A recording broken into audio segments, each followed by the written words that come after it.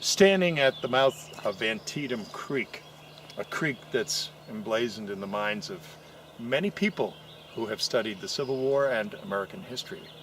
We're looking at a place that flows into the Potomac, equally famous. Here at the mouth of Antietam Creek, we also have a wonderful piece of industrial transportation, material culture, if you will, because we have the Antietam Aqueduct.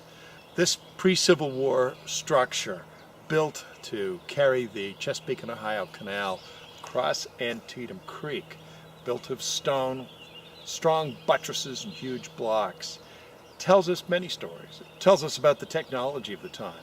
It's hard to walk across the Antietam Aqueduct, empty of water now, and not notice the size of the blocks and wonder who fashioned those. How did they carry them? How did they lift them into place?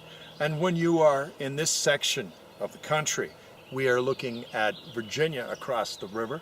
Jefferson County, Virginia has 3,960 slaves, and over on this side of the river, with far fewer slaves but still a slave state, is Maryland.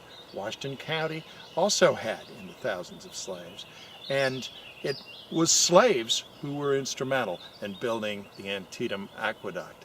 There was immigrant labor. There were slaves that were rented from their owners in Washington and Jefferson counties to come here and to work on this.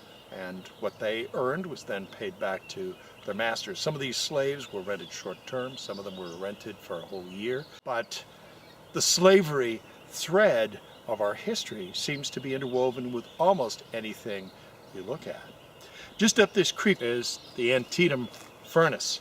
This is one of the truly early iron furnaces, an 18th century furnace that continued to work up to the Civil War, and it too used slave labor as well as free labor, both free blacks and some whites.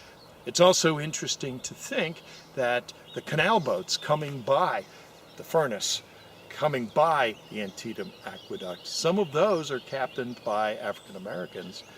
And we can't help but wonder, with the Underground Railroad coming through this region on its way through Maryland north, if there wasn't a slave who knew enough to get on a canal boat with a black captain and work his way up canal to where Maryland is only 2 miles wide, perhaps near Hancock, and get to Pennsylvania, where the going would be just a little less rough than it was in a slave state.